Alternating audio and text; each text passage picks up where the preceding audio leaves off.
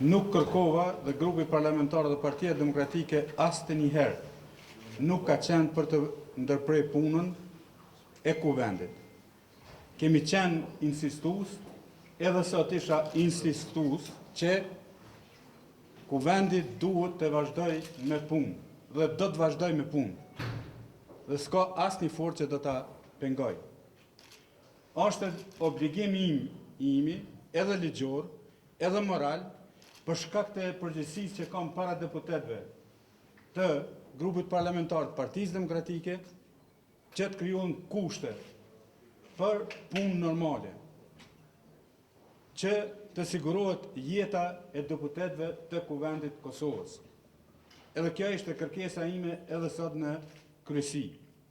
Kom qenë kategorik dhe i kom dhënë mbështetje të fuqishme përpjekjeve të kryetarit që mos përdoren organet e sigurimit gjatë seancës apo mos të hynë në sallën e seancave plenare. Megjithatë, kjo nuk përmvaret as prej kryetarit, as prej kryesisë, as prej nesh si shefat grupeve parlamentare.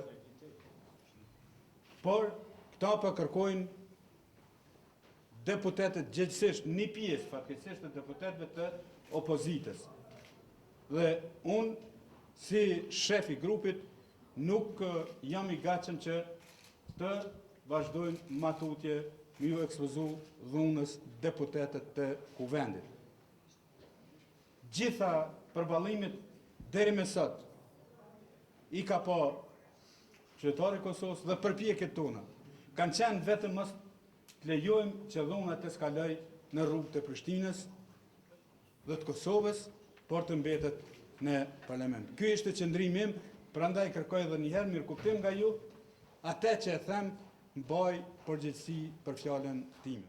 Parlamentarët e koalicionit kishim edhe një konsul, dhe ne jemi vendosur që seancat të vazhdojnë normalisht të mbahen dhe ti përmbushim të gjitha obligimet tona ligjore dhe kushtetuese.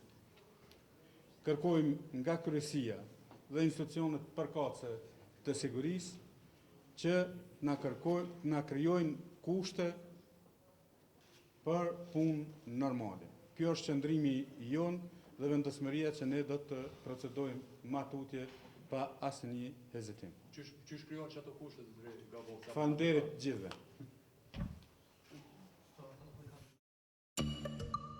Thank you.